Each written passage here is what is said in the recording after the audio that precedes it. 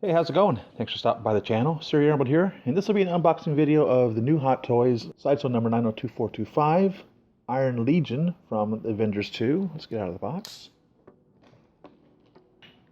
So the outside of the box shows the giant A, which is what we're getting out of the Age of Ultron boxes, and the A is textured.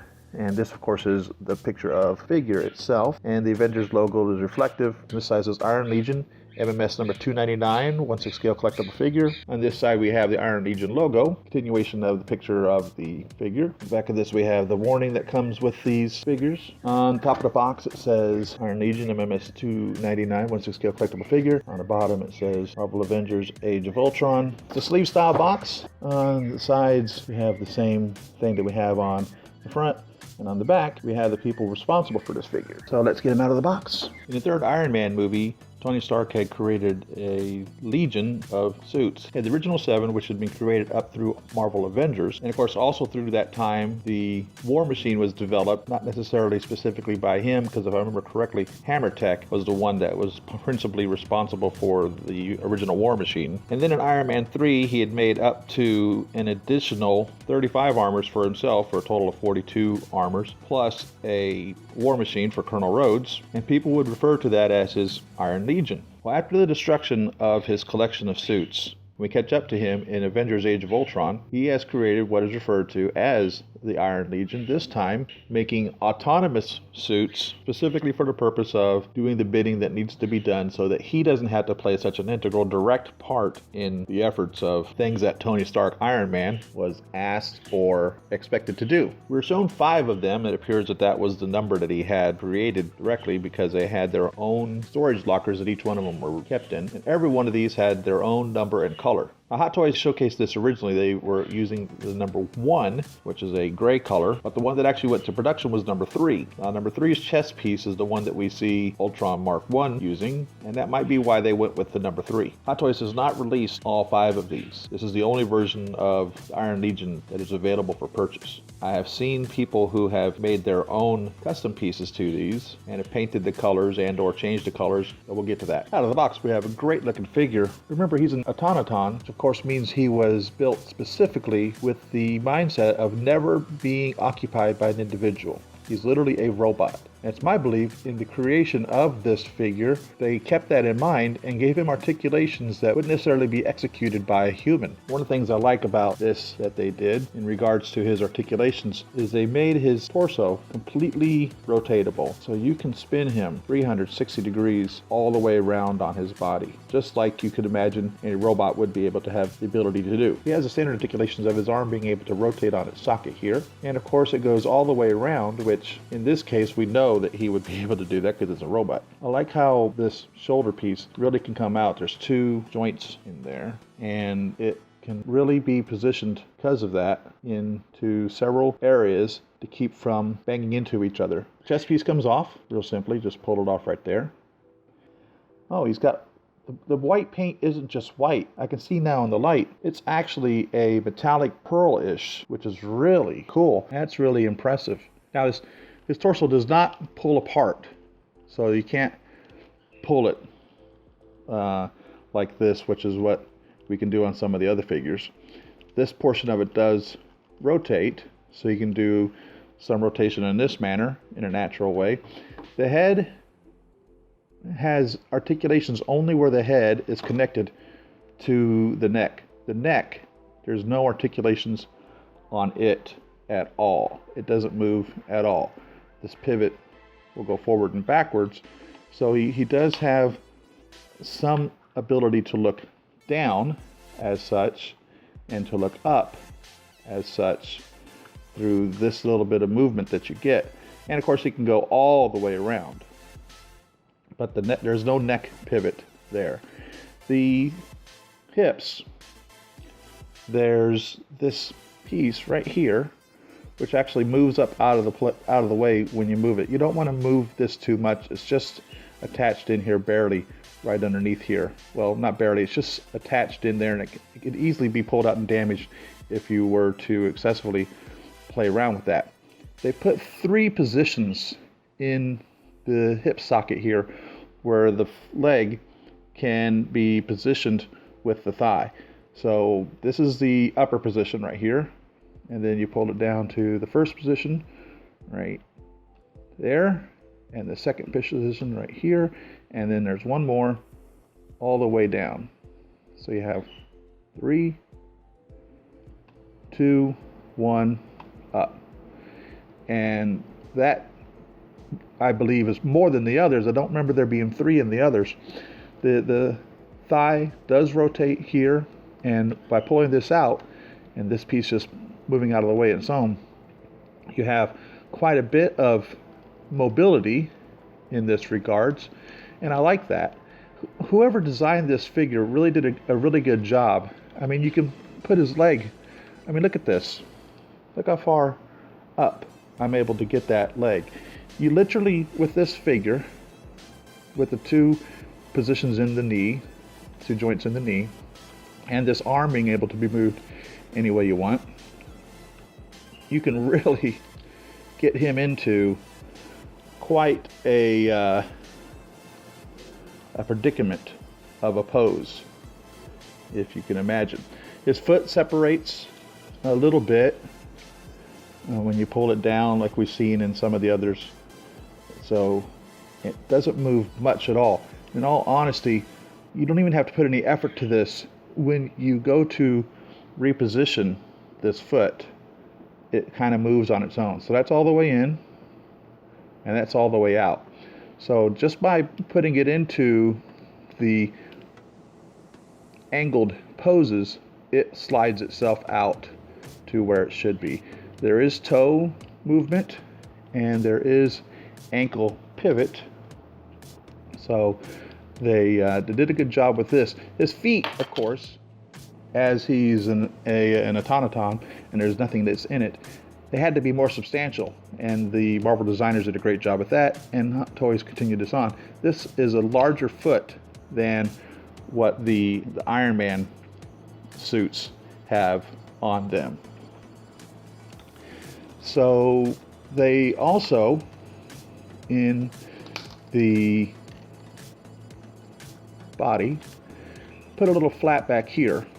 Now, you're not supposed to pull this up, but it comes up so you can put his body back into this really exaggerated pose right there. It will move up out of the way itself when you put it like that. Which again, as I was showing earlier, enables you to put him into quite a bit of very articulated or robotic poses. I've seen some artists that have drawn and painted some robots into some very interesting positions, and so that gives us that opportunity. Knocked his little, well, this comes off. I think I already showed you that. I knocked his little piece off there. Let's get that back on. Another thing that I like about this figure is how easy it was to get the batteries in. The batteries are such a hassle that I don't even like putting them into my figures anymore, so I've been avoiding them. On him, however, it was a breeze. You take off on his arms, you take off this piece right here, and then you pull this off right here, and then you just pull this off right here. No screws for anything. And when they designed it, they designed these batteries and this spring to be so perfectly oriented in there that the batteries went in with very little effort. Normally when I'm having to put batteries into an Iron Man figure, batteries are shooting all over the room because the springs are too tight, or the batteries are falling out because the springs are too loose, or the compartment's too large. They really did this properly, and it was no effort whatsoever.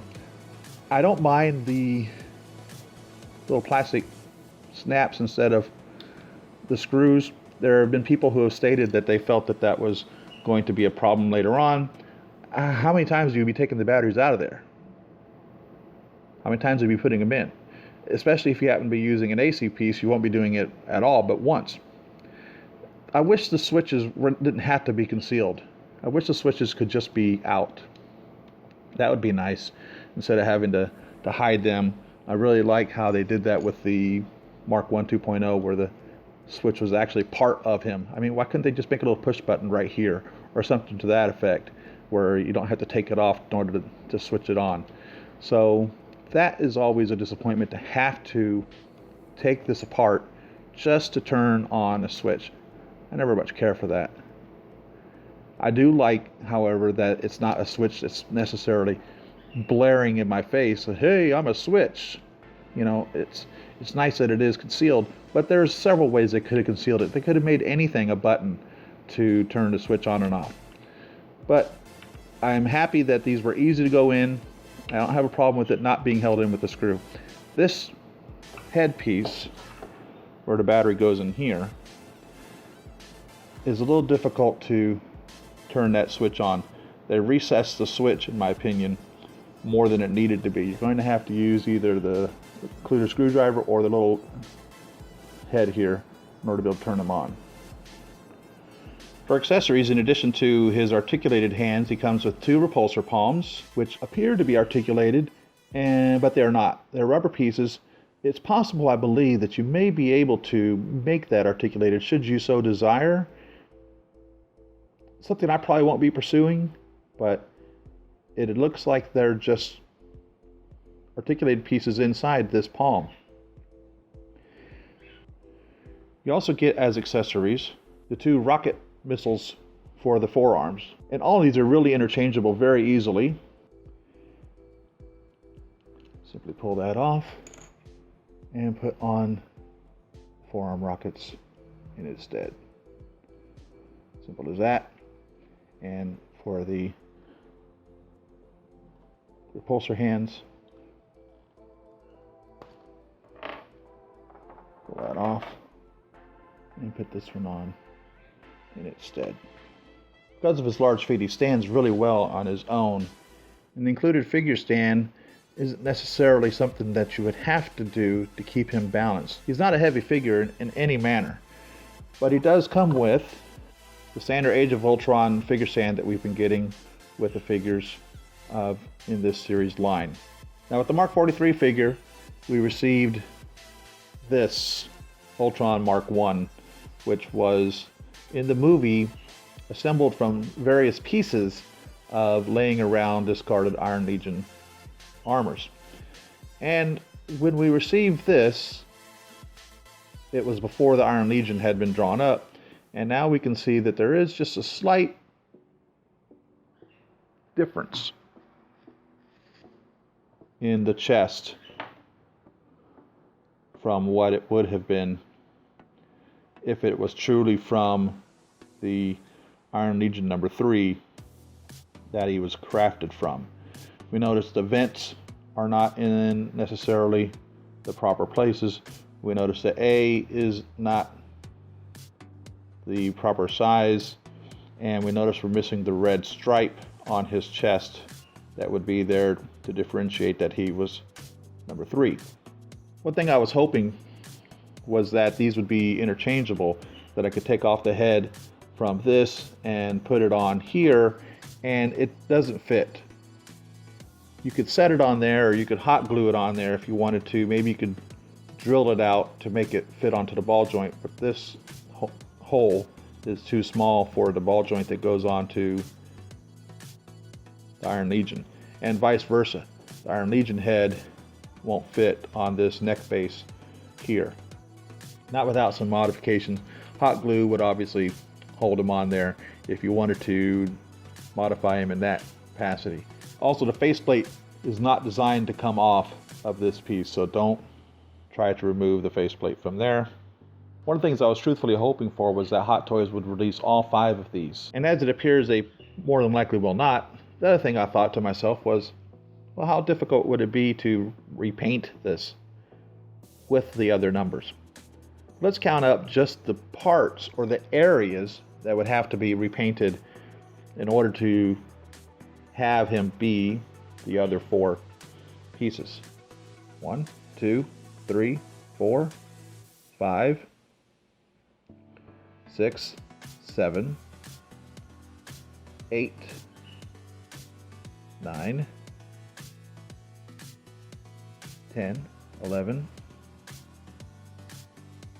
12, 13, 14, 15, 16, 17, 18, 19, 20, 21, 22, 23, 24, 25, 26, 27, 28, 29, 30, 31, 32. And I may have even missed a place. Now imagine having to tape off that places 32 times. On top of that, with this being this shiny white pearl on there, I don't know how you would change out the numbers easily without, I can't imagine getting a proper paint match on that white pearl. I have seen it done by a collector, and I applaud him for his efforts and his work. I don't believe it's something that I will pursue. I may change my mind later, but as of this point, that answer is a big fat no. Here he is posed next to the Mark 42. You see, he's just a tad taller than the Iron Man figure.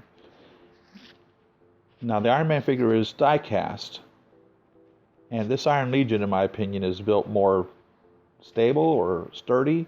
Mark 42 is very fragile in regards to posing. His hips are loose, his feet are loose. I don't like leaving him standing on his own without a base long, because he'll tip over and fall over. So keep that in mind. But you can definitely see the height differences in where they are. Again, this is designed for a person to be inside of it. This was designed not to have a person inside of it at all. And you can see the feet size comparisons that I was referring to earlier.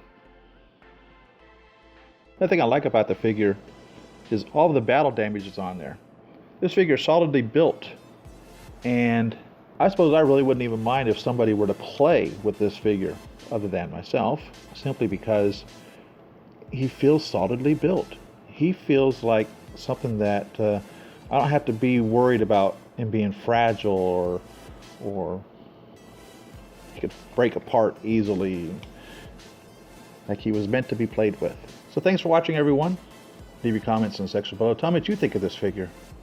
Have you added it to your collection? Do you plan on adding it to your collection? Would you be willing to do the customization to convert them over to the other four? How do you think it compares to the Ultron Mark 1 sculpted bust that we received? Follow me on Facebook at Siri.Emerald, and Twitter at Siri Emerald. Follow me on Pinterest and Instagram. If you enjoy my videos, I'd like to invite you to become a Patreon supporter. At only $1 a month, your assistance would be an amazing benefit and help to me. If you like this video, click the thumbs up button. You can find that right down here. To be notified about videos when they come out, you're going to want to click that subscribe button right there. To watch the last two videos that I made, you'll find links for them right over here. Thanks again for watching, everyone. See you on the next video. Happy collecting.